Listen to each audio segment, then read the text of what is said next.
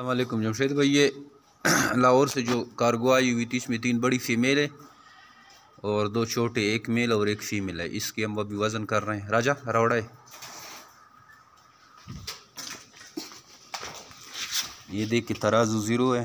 चलो यो है और अशोदरा, ये 3 kg से कम है। चलो डूस उड़ाशा, ये भी 3 kg से कम है। दोनों का मिला के 5.1 है।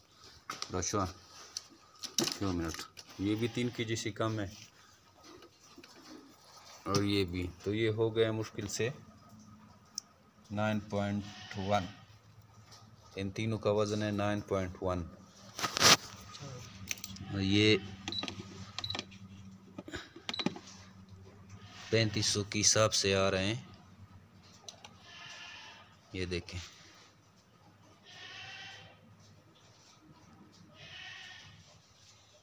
बत्तीस हज़ार जब। और ये एक मेल है और आशा 1.3।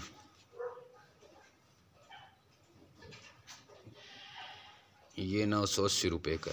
चलो उठाओ।